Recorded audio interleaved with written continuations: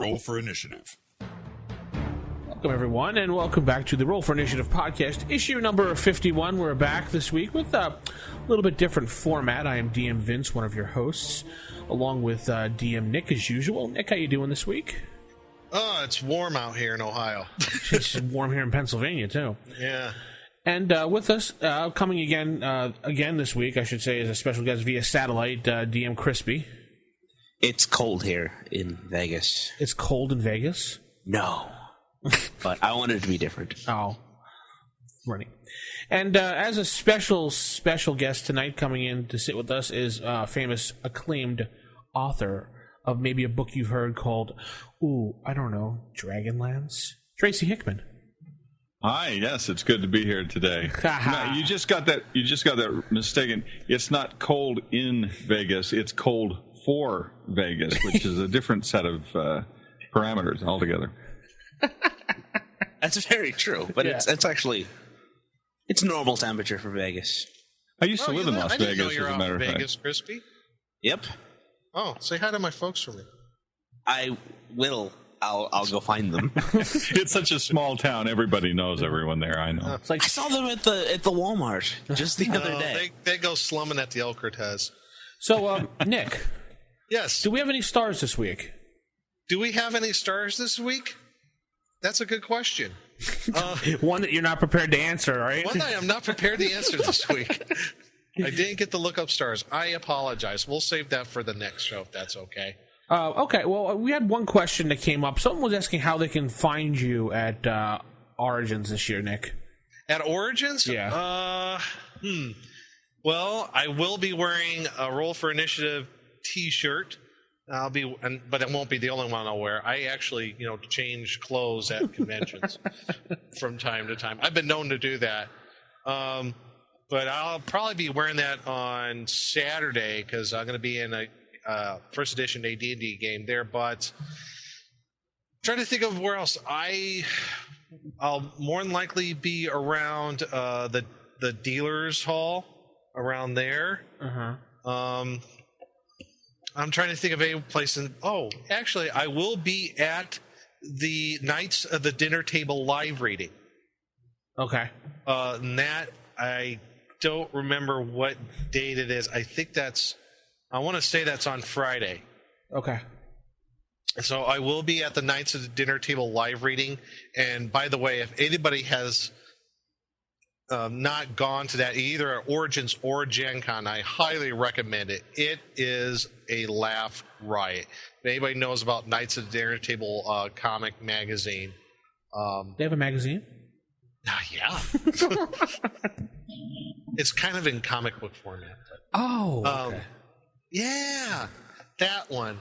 Yeah. But yeah, they do live readings. They also, from people from out in the audience, they pull names out of a hat or whatever, and you get to read one of the characters from the comic strip. It's really, really fun, especially when you get little kids doing it. Yeah, it's kind of interesting. So yeah, that's probably one place you'll be able to see me, or whatever bars nearby. So. And if you want to see DM Crispy, just go to Vegas. It's such a small town, and just find him at the local. I'm just down on the street, right on the strip, right on the strip, in the gutter, waiting to be picked up. Well, not that way, but my shopping cart full of old D&D books. As I know. So, what we're going to talk about tonight, it's going to be a different format show tonight, like we said. It's mostly going to be talking about conventions. Yeah, I kind of hit on the idea with Vincent here, like we're getting on convention season here, kind of kick off to it real soon, and I thought it'd be cool to have a nice little round table, talk about gaming conventions, what to expect, which ones to go to, some do's and don'ts, maybe even some humorous gaming convention stories. So I don't know, see how we could kick this off here. It's like, well, maybe which one's the go-to? Wow. So essentially, we're having a convention here online is what we're doing. Is that right? Yeah, pretty much. I see. Yeah, I guess you could say that almost. We'll call it Con. Yes. Ooh, I like that. Con Zero. Yes. Con Zero. All right, we'll call this Con Zero.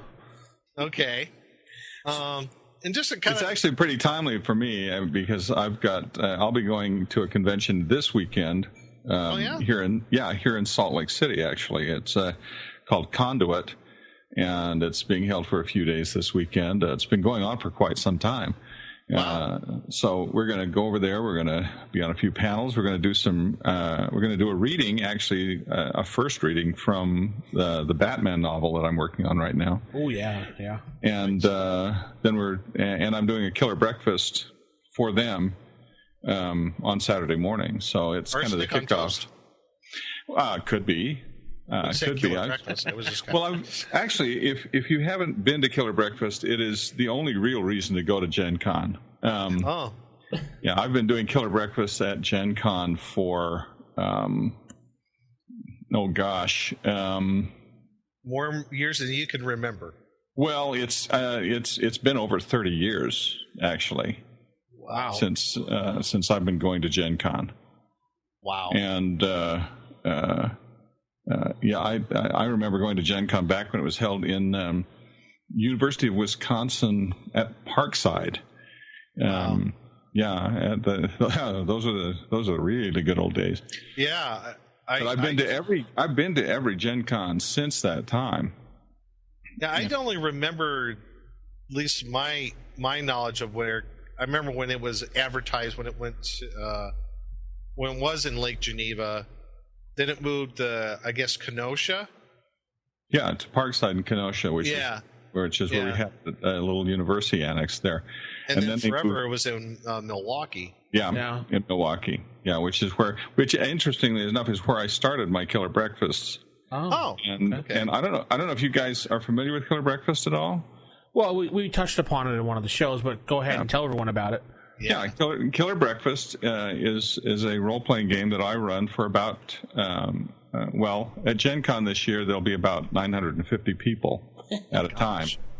And people come, and we give them a first-level character, pre-generated, so that they have absolutely no emotional attachment to the character whatsoever. And then they sit down at the table, and I, in groups of 8, and I run a role-playing game for people where they come up against monsters that will kill them on an initiative roll alone, which you guys should be able to identify with. My goodness. The only way that they can stay alive from round to round or from moment to moment is if they either do something incredibly brave or incredibly stupid, which is usually the same thing, or incredibly entertaining. The moment that, in my opinion, their death is more entertaining than they are, they die.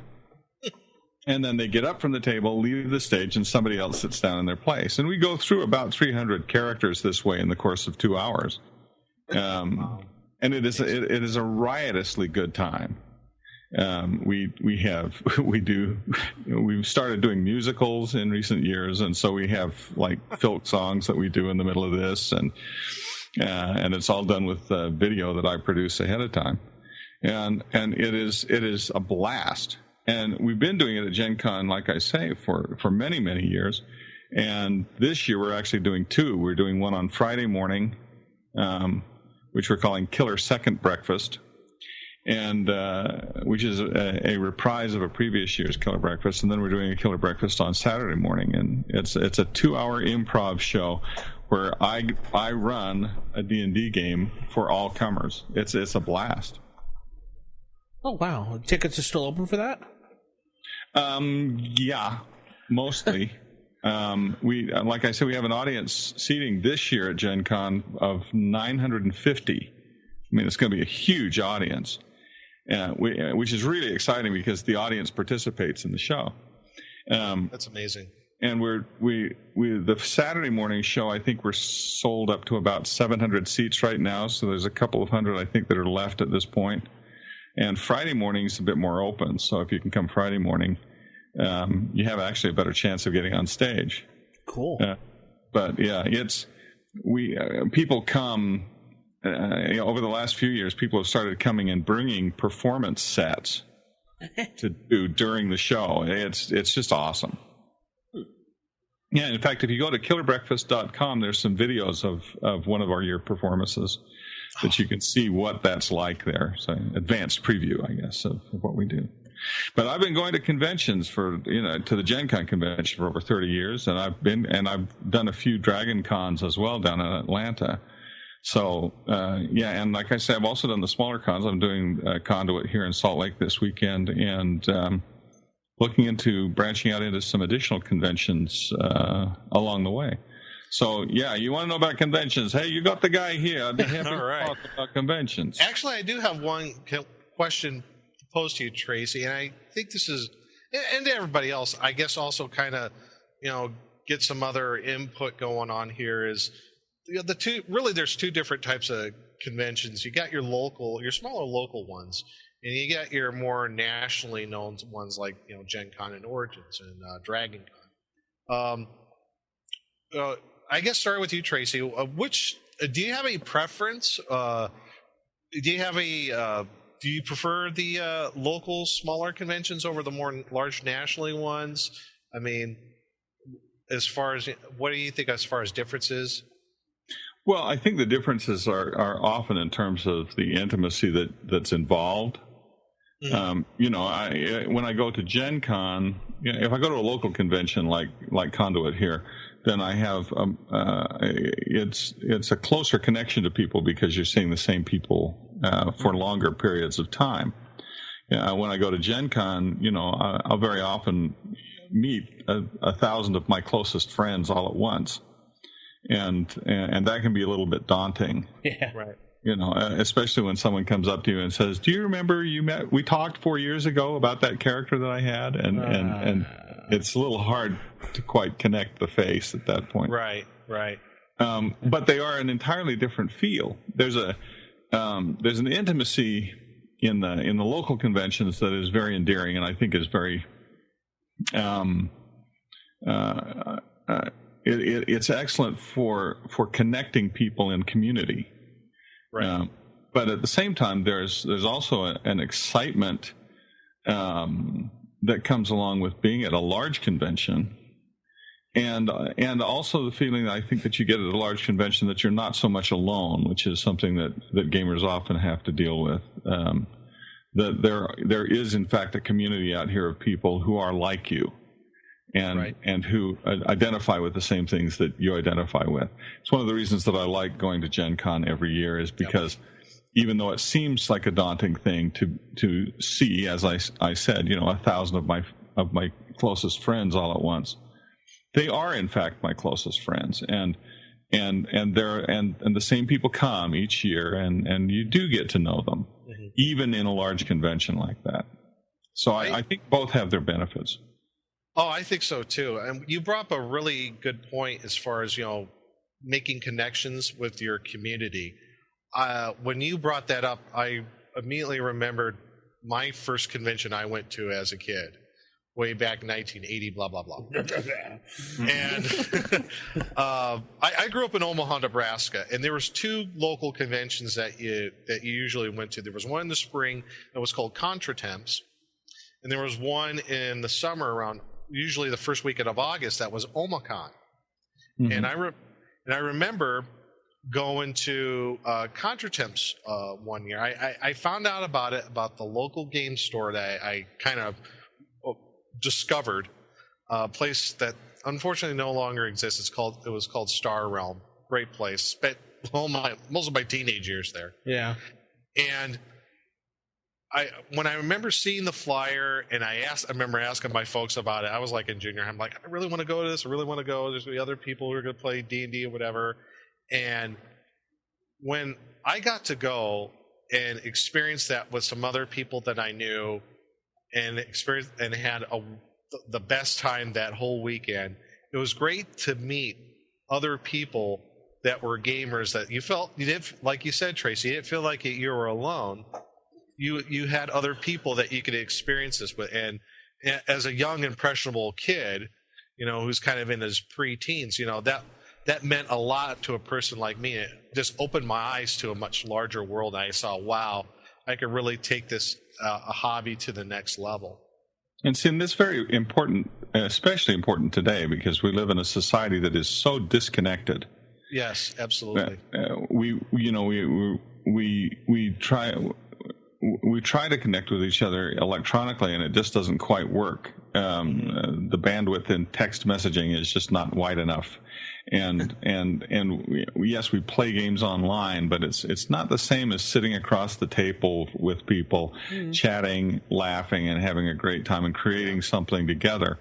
And so it's especially important today for us to gather in places like conventions so that we have that contact one with another and have that community that we can depend on and know that we're not alone in this and that we don't have to sit behind the glowing screen and hope there's somebody on the other side. See, I'm kind of jealous because you guys, like, in Vegas, which, you know, is a gigantic city for gaming, and just a gigantic city. I mean, it's one of the biggest, the fastest growing cities in the nation.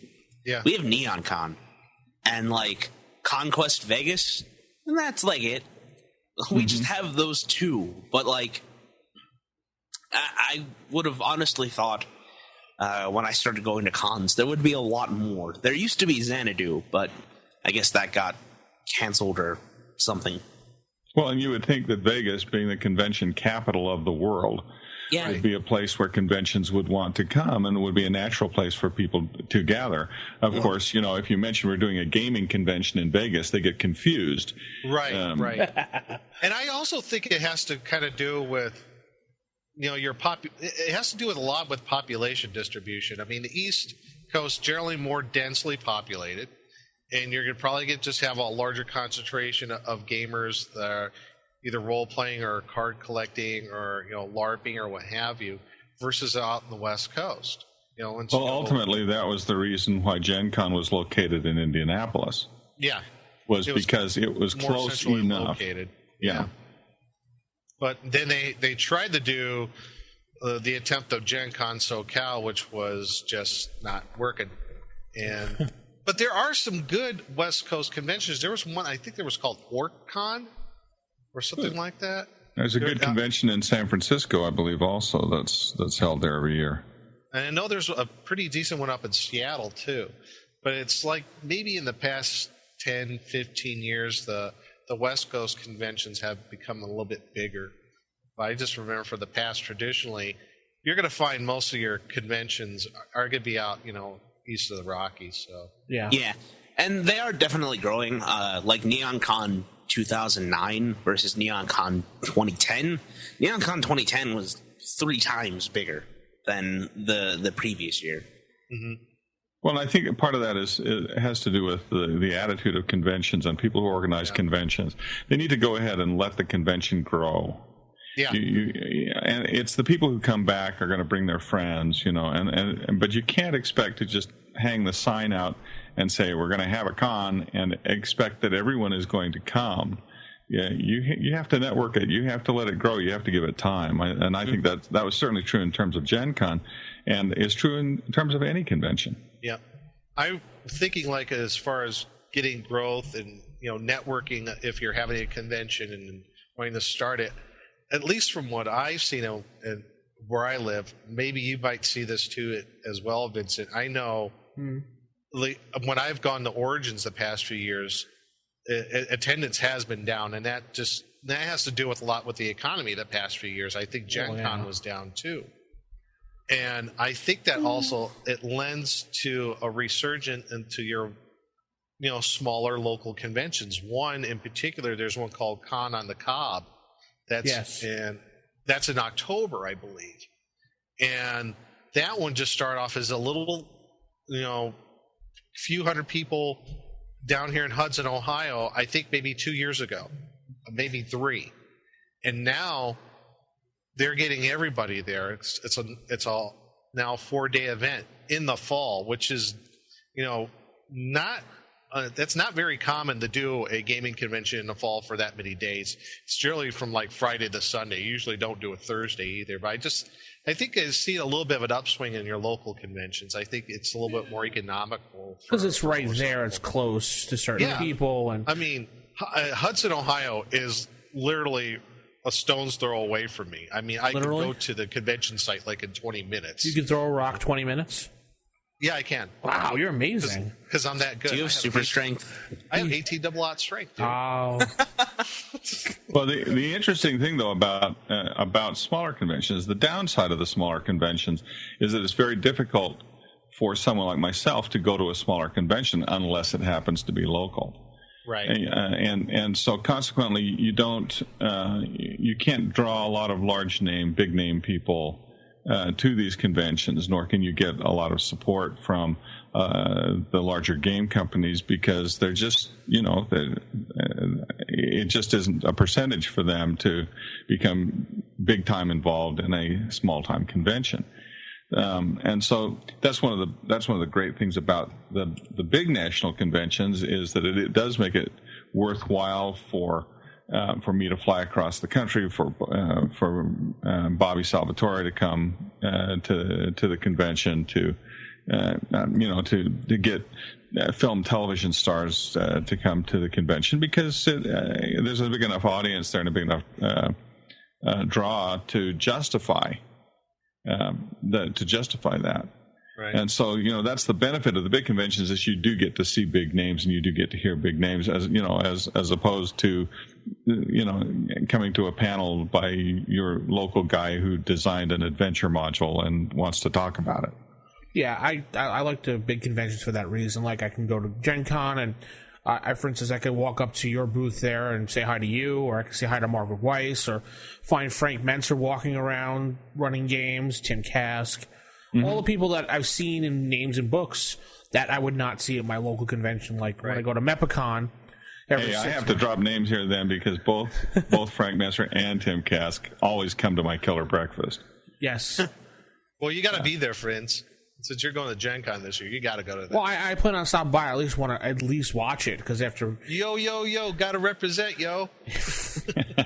Wow, disconnected Nick. Goodbye. Hey. See you, Nick. Yeah, see you, Nick. Oh, hey. But like the local conventions, I know I'll go to a local convention and I'll never see Tracy there unless I personally give him a ticket to come to the convention, which then he might still not come because he might be busy with a bigger convention. But I like the local conventions because I can go there every 6 months and see those people that I don't see that often and game with those people. That's why I kind of like Origins where I'm at because it's right down in Columbus. It's a pretty big convention, not as big as Gen Con, so it's kind of weird. It's in the middle there. It's not. Yeah, Origins is really big though. Like, if you say Origins Con to people in the hobby, they're like, oh yeah, I know that one. But it's not so big to where, I go there. When I go there every year, that's kind of just like my quote unquote local convention I go to. But I'm making the effort to go to the other one in November or October. But we not only just friends up here that I in my local game group that we all go, but I know people down in Tennessee that I'll meet there, some folks in Utah, and a few folks in Idaho. They all, it's kind of like a family reunion in a way too, because you meet some of those people. And basically, when I was really into playing Hackmaster, part of the Hackmaster Association. I was at the point I was running the tournament one year. That was never again am I going to run a tournament. That's just hard. You want to talk about convention experience? That's it's a thankless job. It's a lot of work, but it was somewhat enjoyable. But it's like I said, it's almost like a mini reunion when you meet some of those people that haven't, you maybe talk with over, online and forums once in a while, but, get a little face-to-face time with them and chat and, maybe go to a bar and get drunk and stupid too. So, yeah. That's what that happens. It does. Yeah, it does. I know. Well, it doesn't happen to me, but then, that's... We'll buy you a beer at Gen Con, Tracy. Don't worry. two.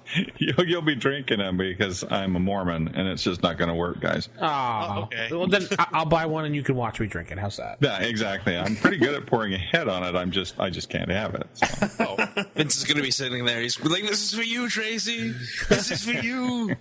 I can't have it." Well, back in the old TSR days, in fact, I used to go to the bar with the guys, and I was like the designated guy because everybody else would be happy to. And so they were all quite amazed at my ability to put a head on a beer. And then the next day you were saying, "Hey, remember when you did blah blah blah this and this and this?" I remember. Well, I made up all kinds of stuff. It was great. Yeah, that's the best part about being the designated driver guy. You get to just put the weirdest stories about them out there. They were drunk, and we went over to old farmer John's, and never seen anyone do that to a goat. Yeah, it's amazing the things that happen at conventions, and some of them are kind of like wandering as though we were pilgrims in a strange land. But DragonCon, I think, is notoriously crazy. Yeah. But Isn't it a big anime convention too, DragonCon?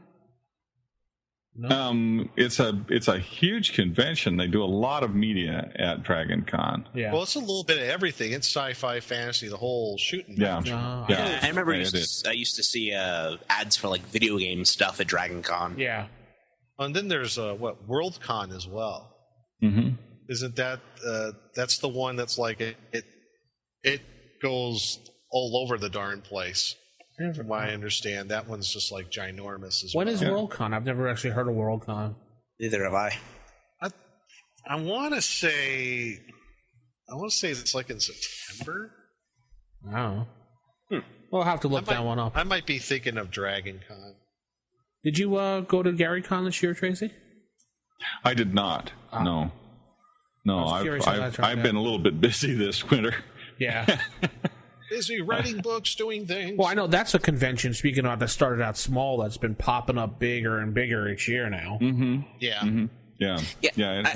I hear mention of GaryCon, through the two shows and everything. When is it and where is it? March. It's generally in March. Lake Geneva? Yeah, in Lake Geneva, yes. And I think it was been in Lake Geneva in March? Yeah. Ooh. You don't want to be. That's why they do it late March. It's not that bad, but bad enough. So they get a really good draw, though. They started off, I think, at the local one, I want to say VFW Hall or something like that. Mm-hmm. Was it 3 years ago? Yeah. And next year will be GaryCon 4. Yep. Mm-hmm. And now I think they're easily getting over around 1,000 people now. Wow. Easily. Yeah, it's become that much of a draw. It's specifically tailored to like old school gaming. So you're going to find first edition AD&D. I think this year someone was running Boot Hill. Yes. I think that I know Goodman Games did a demo of their Dungeon Crawl Classics game, which I guess is getting great reviews from everyone. Yeah, I just found out about that last night, and I'm looking at that page as we have this podcast. Yeah, it sounds like it's going to be a really good system. I think it might be out I'm very this fall, interested, or at least around Christmas time, from what I understand. They're planning to release that new game, but yeah, it's all old school gaming stuff there, and I hope to go someday. Yeah, see, these days I'm playing my own system, so XDM, Extreme Dungeon Master. Yes, actually. Tell us a little bit about that, Tracy. Yeah, about XDM. Yeah, please. Yeah, well, I'll tell you, after years of seeing all of the different iterations of D&D come out and realizing that it wasn't actually improving the game so much, it was putting new layers of Chrome on top of Chrome. Yeah. That we really kind of lost sight of what was fun in gaming. Mm-hmm. And that we were no longer actually playing the game to have a good time, but it was looking a lot like accountants in space. So that's true. Yeah, but it's bright and shiny and new, therefore it must be bright fixed. and therefore we must buy it. Yeah, there was in the first edition buried within the Dungeon Master's Guide, which I still own a first edition DMG. And I'm actually going through my basement right now and pulling out items that I think maybe I should sell. Well, yeah, whatever you don't want, you can just send it to me. It right to the RFI podcast care of Vince at... Let's go ahead and autograph them as well. I actually found the original hand layouts that my wife and I did for Pharaoh when we published it. Yeah, wow. And so I think actually they're not doing me any good in the box. I think I may put those up for sale. Once again, Vince at RFI Podcast. Hey. So anyway, I wanted to get back to gaming when it was fun, and for that matter,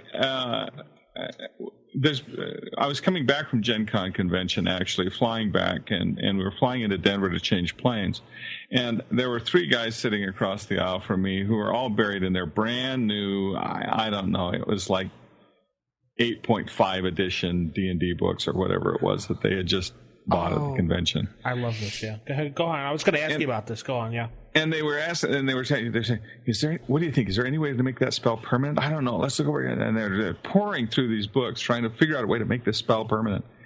And I got up when after the plane had landed. We were standing in the aisle waiting for everybody to file out. And I turned to these guys and I said, there is a way to make that spell permanent. And all 3 of them looked up at me, as though and they all pulled out their books for what page it was on. And I said, like the light just shined upon you. Yes. And I said, in fact, there's an entire adventure written about making that spell permanent. They said, wow, really? Where is it? Where can we? I said, you haven't written it yet. Yeah. And they looked at me like I had corn coming out of my ears. They're like, because what? The whole concept of having to actually create something was totally alien to them. Was completely alien to them. If it didn't exist in the rule book, then it didn't exist. So having gone through all these years and having learned how to tell story in a role-playing game, and we had to learn we had to create all the tools for that from scratch. Yep. I decided that people had forgotten how to do that. They'd forgotten how to have a good time in a game. They'd forgotten about how to tell a story. So with my son, we created XDM, Extreme Dungeon Mastery, kind of tongue-in-cheek. But it gave us an opportunity to teach how to play for fun and how to create games that would tell a story. And we in the process of this, we decided, well, if we're going to produce a hardback book about games, we ought to really put a gaming system in it because everyone does. And so we created this just really straightforward, bare bones RPG system that played fast. And we put it in this book. And now we've got people everywhere that are playing XDM and using these rules to have a wahoo good time playing games again, and to get past all of the minutiae to just, having a good time. And so we produced the book. And so, you can come to extremedungeonmastery.com and you can get the book there. You can join the forums there. We have a hugely active forum group there of people contributing ideas about how to push the game a little bit further, how to have a better time at playing games. You're in the forums and you talk to people and take their feedback into consideration? Yeah, I do. I'm in the forums and I talk to people and take their feedback. But as it is, they're going great guns on their own, even when I'm not there.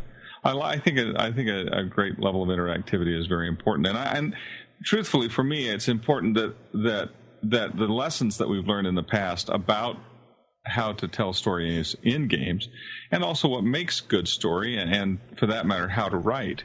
All of these things are important for me at this point in my life to start giving back.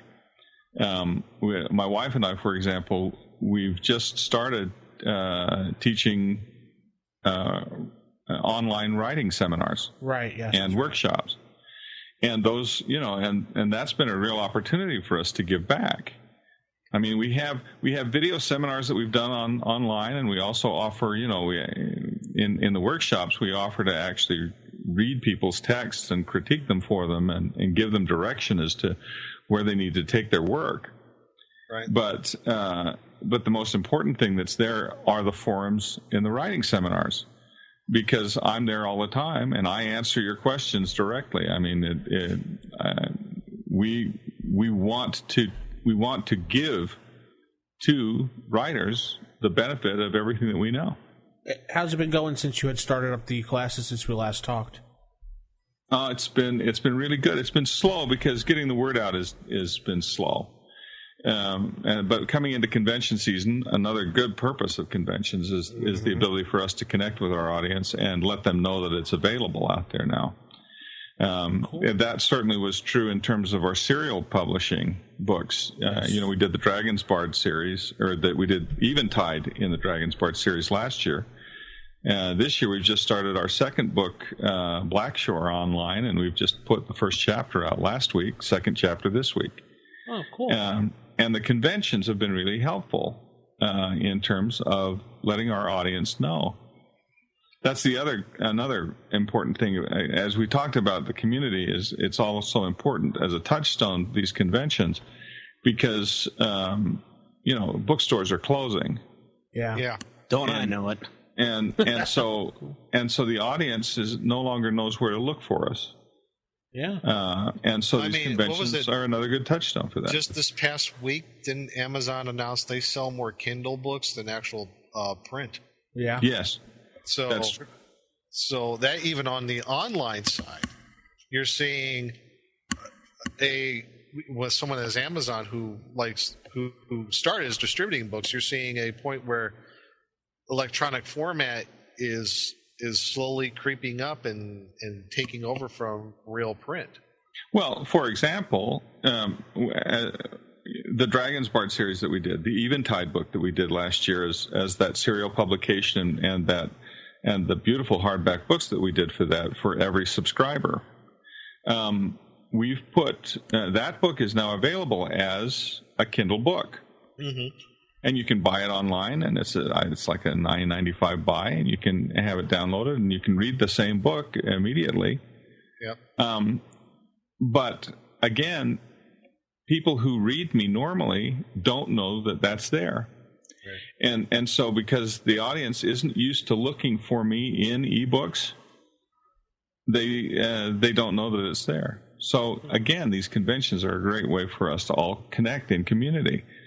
In a depersonalizing age, conventions, I think, are something that is going to be more and more important for us to stay connected as people. Yeah. I think that brings up a good point when you talk about that connection. I remember last year when Vince, Jason, and I were talking, probably around this time, about how can we get more people, like for the Roll for Initiative podcast here, how we could get people, how can we spread the word? Mm-hmm. And Jason got those little iPod cards, which were great. Distributed those out at the conventions. We connected with people, and we had an excellent upsurge in our listenership. Maybe the next couple of months, and showing that we are connecting with people. And like you said, getting out there at those conventions. Whatever that you're doing, either if you're writing a new book, if you're a new artist or established artist, or whatever that you're doing in that community, it's very important to get that face time with people, to personally spread the word out for yourself. I mean, it's great if you have your own website or if you got a blog, whatever, but you got to but everybody's got a website, everybody's got a blog. Right. And everybody's talking, but nobody's reading. Right. Yeah. But getting out there at the cons and actually getting FaceTime with people, establishing some sort of connection with people personally is extremely important. Whatever you do in this sort of in our gaming community and everything associated with the gaming community. Yeah, that's why these days I'm very active on Facebook. Yes. Yeah. I noticed so that I can connect with people and so that they know that they're connected to me. Would Facebook let you do that? Within reason. Yeah. Are you and Laura doing any seminars at the at Gen Con this year?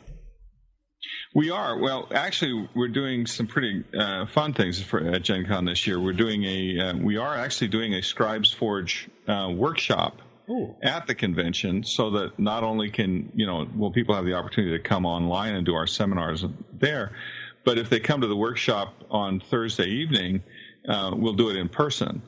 So, we can have that face-to-face time and get to know you as an author and help you directly. So we're doing that's a 2-hour thing that we're doing on Thursday evening. On Friday morning, of course, we're doing the Killer Second Breakfast, our reprise Killer Breakfast. We're doing Phantoms of the Ravenloft this year, reprising the game that Gary Gygax played actually with us the last year he was at the convention. A great memory for me. So we're doing that on Friday morning. We also have, I believe, an XDM seminar that afternoon that we'll be doing with Howard Taylor, and we'll be actually in Howard Taylor's booth this year again, and looking forward to that because I've got so many things coming out of this convention. We have the second novel of the Dracus series is coming out about the same time, Citadels of the Lost, and it's a great book. We also are premiering a book I wrote for Fantasy Flight called Fireborn: Embers of Atlantis, which will be coming out new at the convention this year. And that was a lot of fun. That was a great book to do. And, of course, we'll have the XDM there as well. And then the Killer Breakfast again on Saturday morning, which will be all new. And then we're doing a podcast live later in the day. So it's and the rest of the time, very much the rest of the time is going to be in the booth talking to people and telling what we're doing now. Talk about the Batman book. Talk about the writing seminars and encouraging people to connect with us in this new age. I mean, one of the other great things that we're working on in terms of writing is to move people not so much into the traditional publishing, but to start thinking about new ways of gaining audience and connecting with people. So it's gonna be a really exciting convention for us. We won't get to play much, but except at the Killer Breakfasts and slaying 200 and 300 characters at a time there's a certain catharsis, I think, in that for me. Well, that's a whole weekend of gaming, really, just rolled into that 2-hour period. It is. It's kind of like DM concentrate. And if you're running 2, then that's 2 whole conventions, really, for the price of it's getting it all in. Half a day of one. It's like frozen orange juice. It is. It's like from concentrate. Frozen concentrate. I was just looking at the Gen Con registration. There is 2 games for XDM going on. One Thursday at 10 a.m. called The Dungeon of Doom. There's 1 ticket left, and there's another one on Thursday at 8 p.m. called McDeath.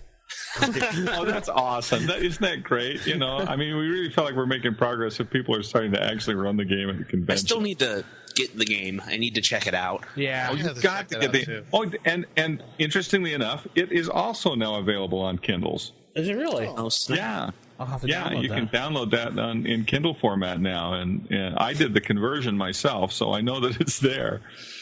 Yeah. Hey Vince, what's up? You and Jason planning on doing an episode out at Gen Con? Probably. We did one last year, yeah. Okay. I was just kind of curious. I didn't remember you guys talking about it yet. So yeah, last year we sat down with Frank Mincer and Tim Kask. Mm-hmm. Everyone else we tried to grab was so super busy we couldn't actually schedule anything with them. You got to come find me, and I'll give you some time. That'll be good. Well, I'll be at Origins, and I'll see what I can do out there, too. Maybe I can get a couple interviews out there. I will go to Gen Con, and I will tackle you and Laura down and get both of you on the show. Yeah, come to 1553, I think, is where we're going to be chained to the desk. Uh-oh. You just told everyone in our fandom. Oh yeah, please do. You know, it is actually evidence, I think, of the strength of the convention, Gen Con this year, that they sold out. They have already sold out all of their booth space. Yeah. Wow, that's great. And wow. they have a huge increase in their dealer area. Good. And so not only do they have more dealers, but they've taken it all up. And I think last I heard they had like a waiting list of 30 vendors. Wow, that's impressive. Who can't get in the door and would like to. Yeah, it's amazing. Nick, are you going to go to the Origins Game Fair? Absolutely, I am going. I'm all set, ready to go.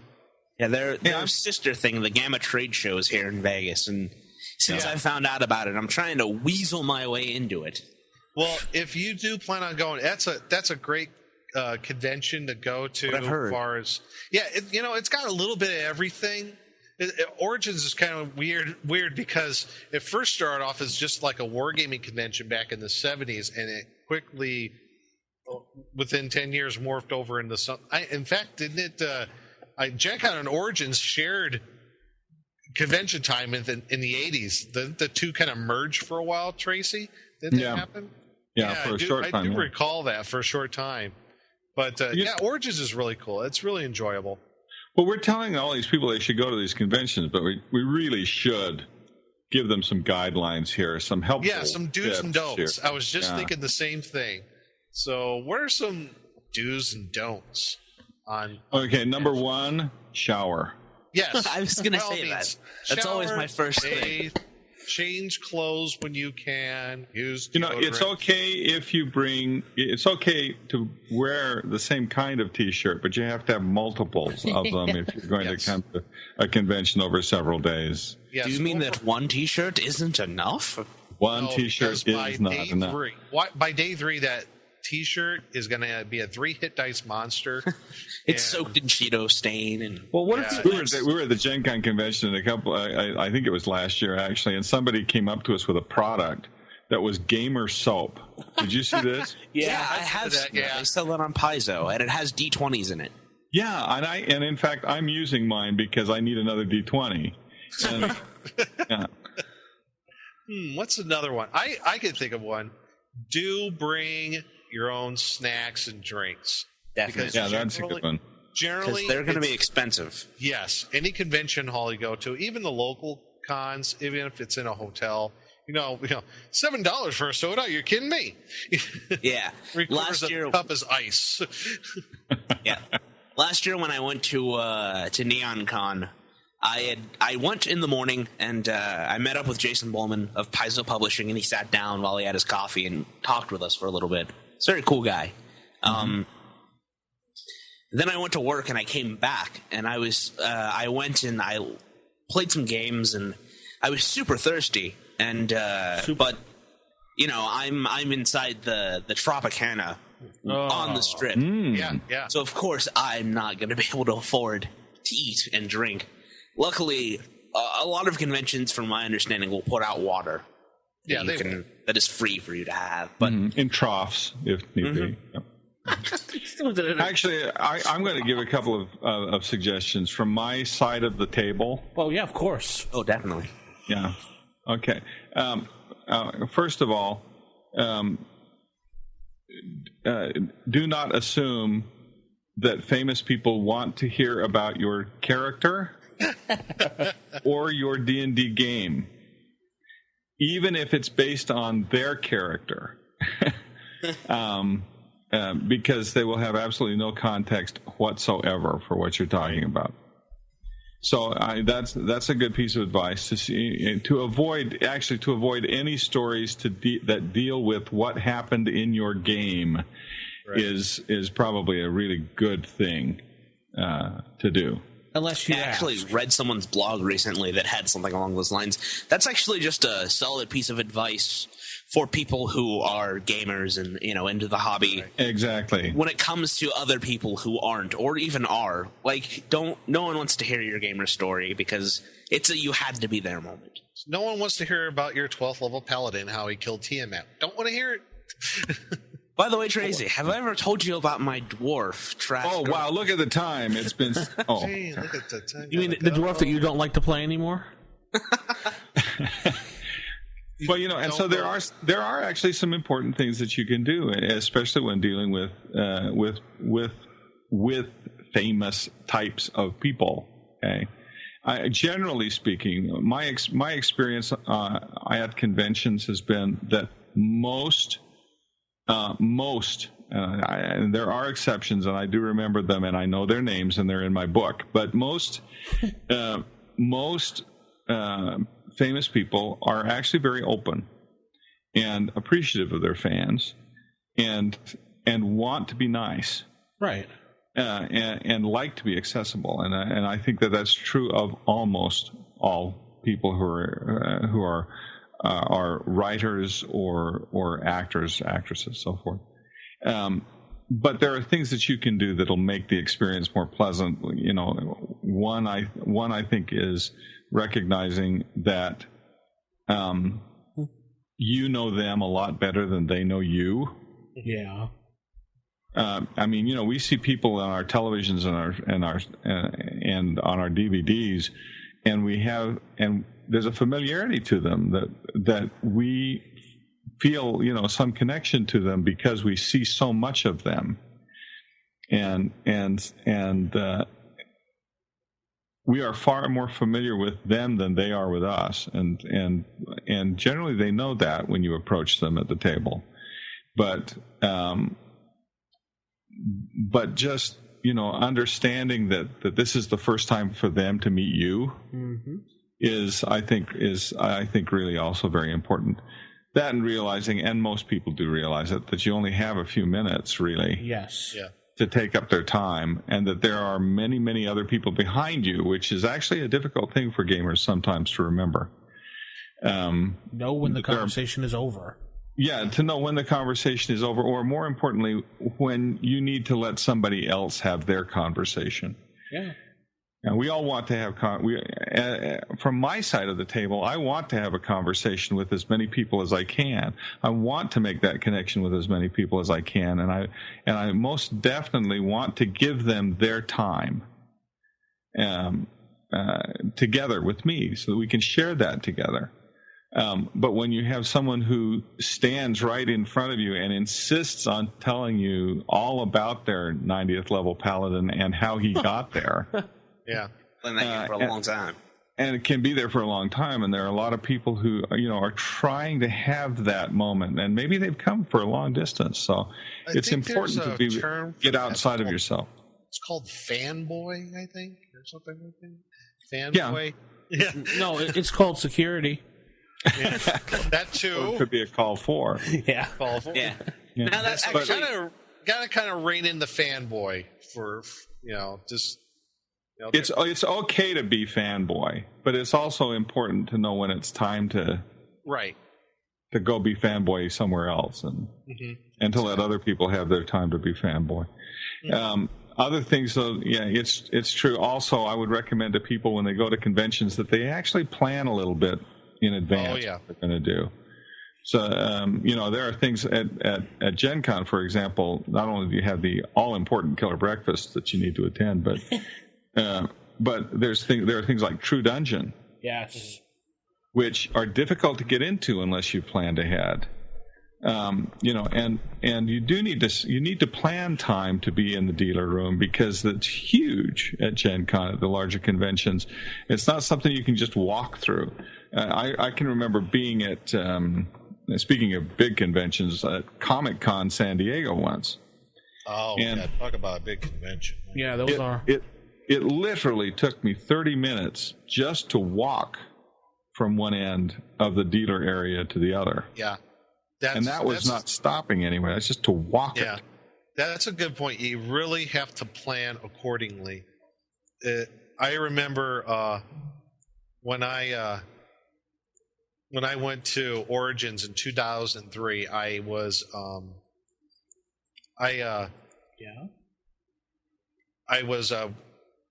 Hackmaster DM, and I was part of the tournament. I was running the tournament, and I was also helping out at the Kenzerco booth You know, I was getting perks for that because you work at a booth, you'll get perks, you know, generally for working at a booth for a lot of the companies. And it was after all that time I realized, man, I hardly had any time just to look around. I scheduled all this time, like, I'm going to do this, this, and this. I'm going to do all this. I was like, I hardly had any time just to look around the dealer's area myself. It was maybe like Saturday. I had or Sunday. I went there, looked around for like an hour, and was able to look. It's hugely important for me to plan my convention because I can very quickly overbook myself. Right, and I think that's also true of attendees who come to these conventions, that they want to do everything while they're there, and they just don't plan enough time for that all important shower or sleep, eating. Meal or eating, that sort of. Yeah. That's why I'll eat when I'm dead. I'm not sure that actually works. For myself, like for Origins, I maybe have 1 or 2 games a day, and that's it. Everything else is like looking around, meeting with people, whenever whoever I see that I know, and try to build. I mean, I used to be like, game after game bore. After game. Oh yeah, I was like full bore, but then after a while, I'm like, you know what? Well, see, and you also need to in that planning, you need to put some air into it because, I mean, last year I came to the convention and I'm a big fan of Felicia Day. Who isn't? True. Yeah. And it turns out that I was okay. Well, I'll tell her. Well, thank you. It turns out that it turns out I, of course, a huge fan of Felicia Day, both in her Dr. Horrible work and also the work in the Guild. Oh yeah, and definitely. And so I was able to contact her ahead of the convention. Found out that she actually had read my books too, and so we were like fanning each other. And you guys were nerding out at each other. Totally nerding out at each other. Oh, and wow. So, but then the real problem became, when is there going to be any time for us to actually, see each other, meet at all? And her schedule was so crammed, my schedule was so crammed. We actually did manage it. Yeah, I saw the pictures. Yeah, which explains the tremendous grin on my face in all of the pictures that we have. And she was so nice that she actually took the time to come over to my booth and meet my wife because, and she didn't have to. That was really great of her to spend the time to do that. Nice. Yeah. But my point in that is that if our schedules had been so packed with be here now, that kind of spontaneous sort of thing, where you run into somebody that, as you often do here, you run into R.A. Salvatore, who happens to be walking through the hall, or you run into Frank Menser or Tim Kaskin, and some of these really giants who built this industry, and whose work is so well known. And if you don't have air in your schedule, if you're rushing to get someplace, you're going to miss those opportunities that are available to you there too. And even on the attendee side, it has some space in there where some of those things can happen. I mean, you can plan all the games that you want and try to sign up for as many as you can, but I can recall some of the best games I was at cons was a pickup game at somewhere. Exactly. Some of those are probably the most enjoyable.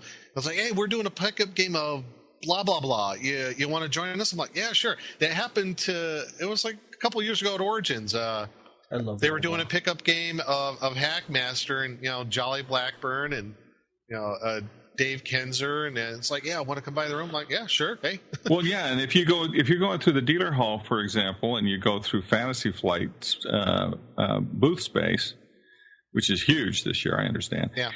And you see them demoing a game there, that looks like it's exactly what you want to play.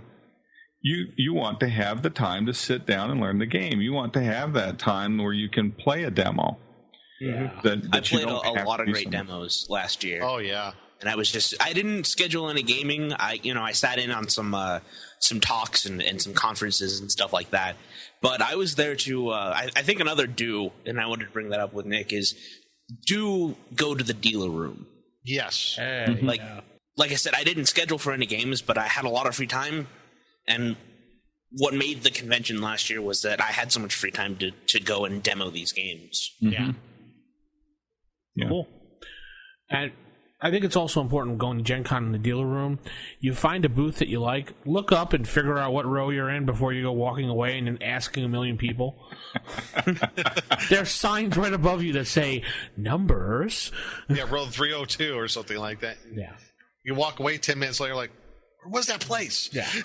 I do that with games. I'll go to I'll find some booth and I'll think, oh wow, this is really cool. I'm going to come back here, and it's like Shangri-La. I can't find it again. Yeah. It was next to that booth with the dude with the hat. And, that narrows it down. Yeah, I know. Yeah, I know right where that is. He had a beard and a ponytail. And he had the giant Lego castle. Yeah. Well, the Lego castle, that's probably going to be hard to miss. Well, depending on how big the Lego castle is. No, that was a pretty good pointer out of last time, was the giant Lego castle. Okay. Yeah, well, I understand that I'm going to be sitting across from the concession area, so, I should be easy to find. You'll be the guy going to get a drink because it's so hot in there. Yeah. I know one of the things I do as far as the conventions is if you're going to stay there over multiple nights. Don't sleep in the tunnels. Well, I would say, if you're going to share the price of the room with people that you know. And don't beg people randomly. Right. Hey, man, I'll pay you $30. So I'm sleeping out in the tunnels. Yeah, but, Just let me sleep in your bathtub. Plan in advance, book that room as soon as you can. And that also goes with, getting your convention badge. The sooner you get the badge, generally the cheaper it is. Mm-hmm. Pre-ordering.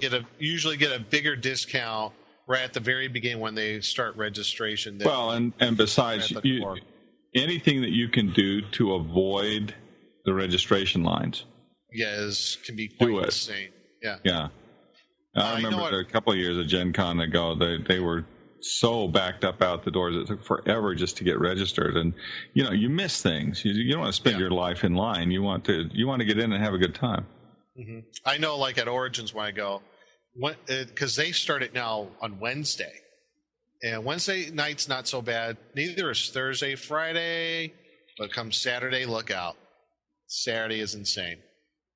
You might as well expect to wait at least 45 minutes to an hour in line. Yeah, but you can mitigate all of that if you get your badge in advance, right? Exactly. And they mail it to you, so you just walk in the door and have a good time.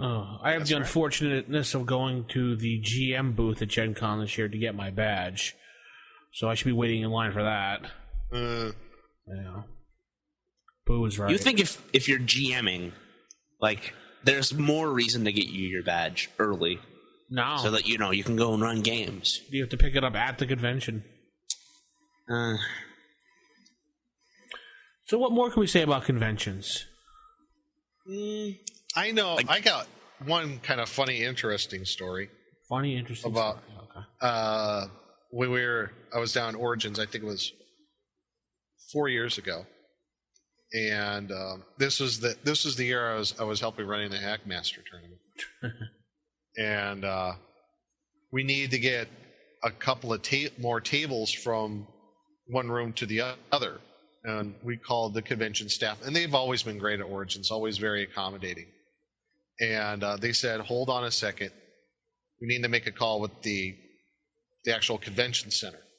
We're like, okay, you can just move these tables. They're like, no, you can't move the tables. No, you can't. It's up to the local Teamsters union. Oh, jeez. Seriously. We could not move the tables. The Teamsters had to do it. Just from, like, right across the hallway.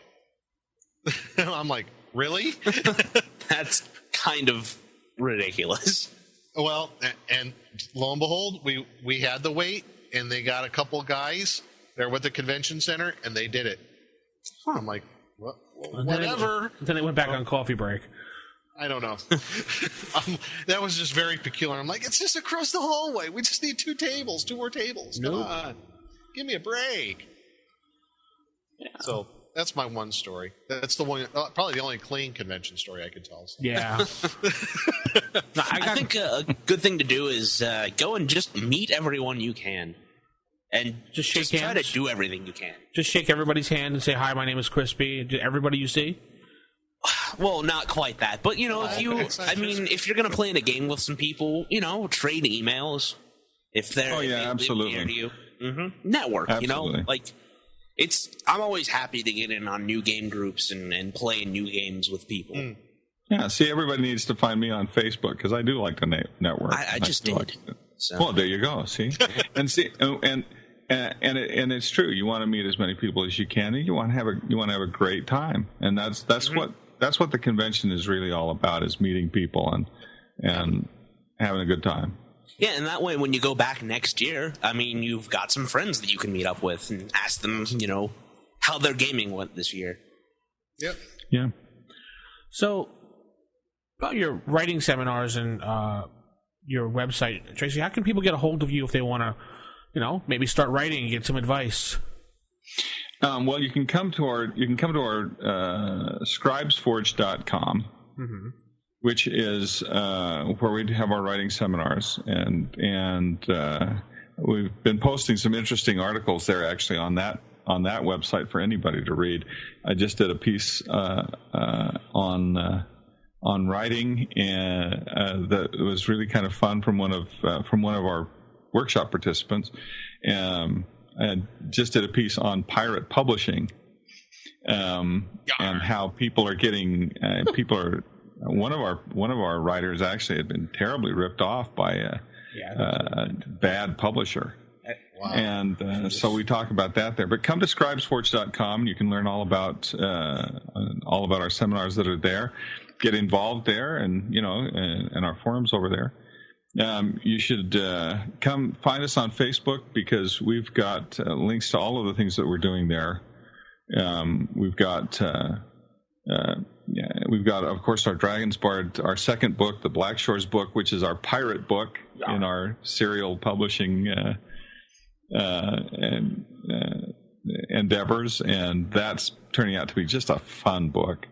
We're also, of course, doing the Batman book, Wayne of Gotham, which is just a delight. Very different kind of a thing to write, but that's also linked through our Facebook page as well. And but if you want to know about the writing seminars, please come there. We really would like to help people not just to learn how to write, not just how to create story, but how to build a career, how to find your audience and hold them. Yeah, and I think that's where we need to go. So, about the Batman book, I meant to ask you, is this in line with the movies, or is this a different timeline?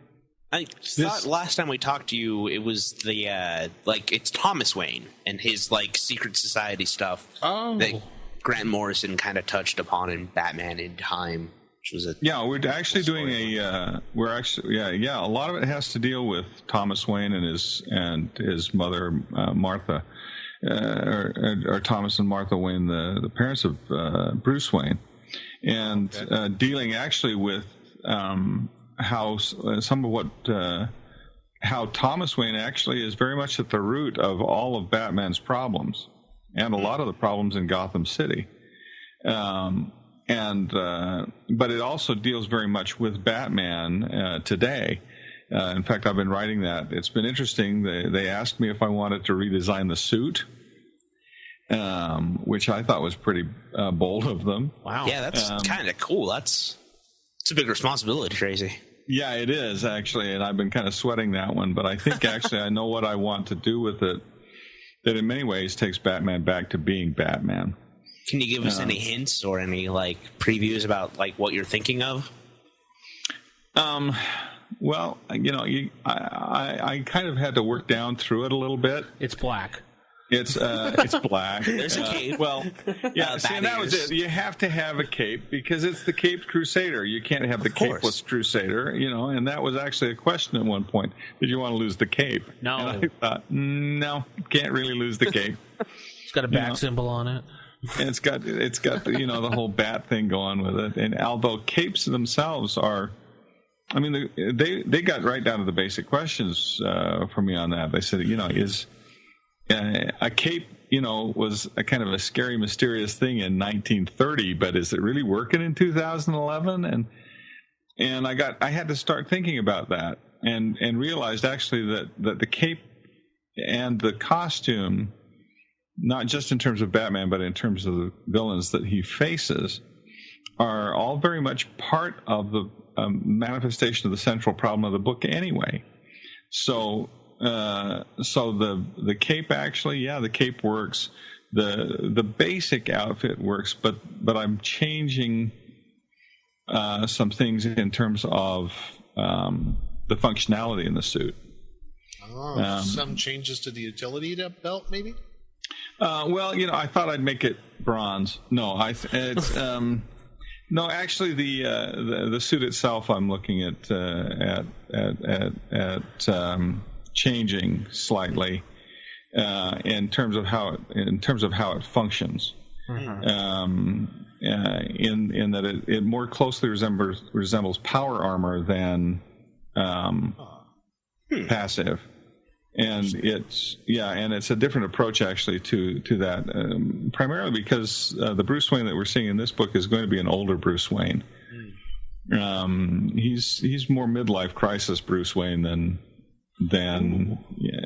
the kind of ageless, like Batman Beyond, the Forever 34. Yeah, I was thinking Batman Beyond as well. Yeah, which that makes me excited for this because one, like, not to get all super.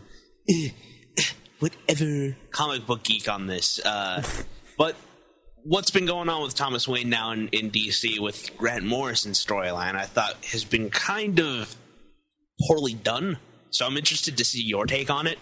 Like, I'm hoping and I'm expecting it to be probably a lot more in depth because it's not really super touched upon in the comic books. Well, it can't be because of the nature of the.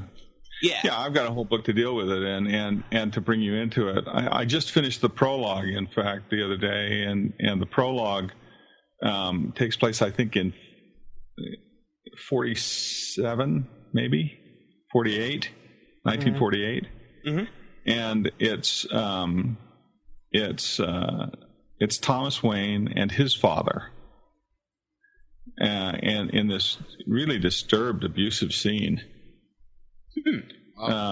Whereas his father has dragged Thomas down into the caves and is forcing him to shoot bats.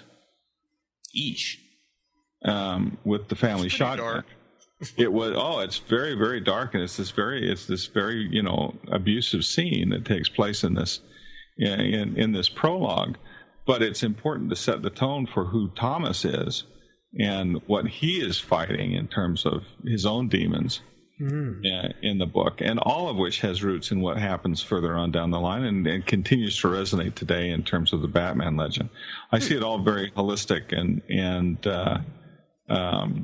it's going to be a difficult journey, but it's going to be an interesting one. I'm also excited because, like Vince brought up, Batman Beyond, and I grew up with Batman Beyond.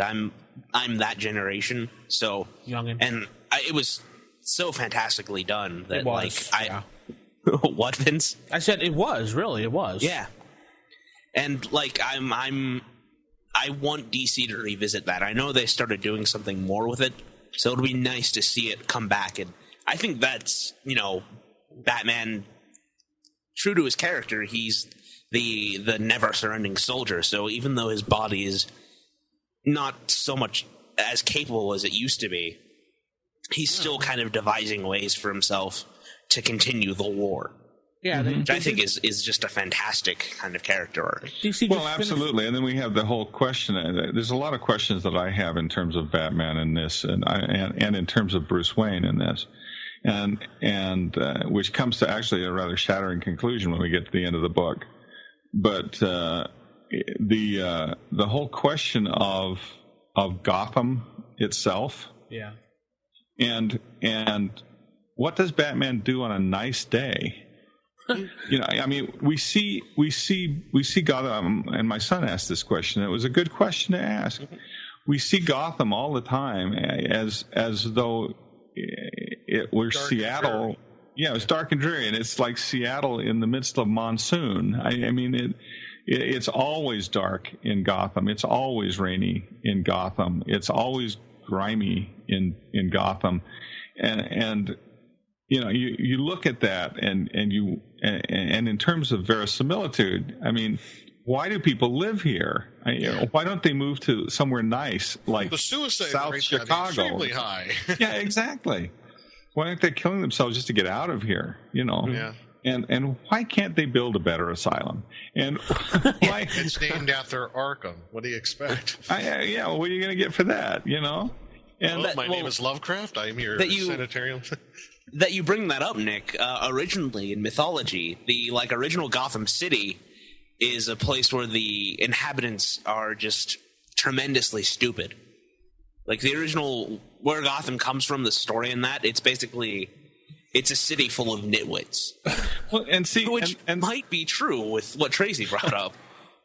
Well, it's just that when we look at this, it seems to me that what we have seen is not, at least from my perspective, the vision that we've seen of Gotham is what we've seen through Batman's eyes. Mm-hmm. It's how he sees it, but it may not necessarily be the reality of Gotham. And yeah, that's interesting. Like now, I'm excited for this book. Yeah. So we have a character. We have a character that comes in early in this story that challenges that view for him, and the question for him is going to become: does he want to live his life? Does he want a life, or is he so consumed by his mission that that's not a possibility? That Gotham will always be dark for him. That the night is the only place that he sees the city. Hmm. And that's kind of the central question for him, I think, in terms of the book as we get into it. All right. That's cool. Well, as we're approaching about an hour and 15 minutes sitting down chatting, I think we're going to call it here for this episode of the Con Zero, as we so dubbed this, and hope to see some of you at Gen Con. Nick, see some people at Origins. Yep. Crispy at whatever con Crispy is going to go to this year. I'm trying to set up something with NeonCon. I'll keep people posted on SOD. But, I'm going to be there, and I'm probably going to be wearing the Save or Die t-shirt. Yeah. So if anyone who listens to RFI or Save or Die sees me and wants to talk, feel free. And Crispy doesn't bite. I mean, he's a nice guy. I usually don't bite. Yes. He nibbles. Depends. So if you want to see Tracy, go to Gen Con, or you can find him on Facebook. He's very chatty. Please find me on Facebook. We'll tell you I'll be both at Gen Con this year and at Dragon Con this year. Yeah. And please find me on Facebook, like I say, because we can get you connected to all of the really amazing things that we're doing this year, especially this Wayne of Gotham book. Yes, definitely keep an eye out on that. So we're going to call for tonight. Keep it original, keep it old school, and good night, everybody.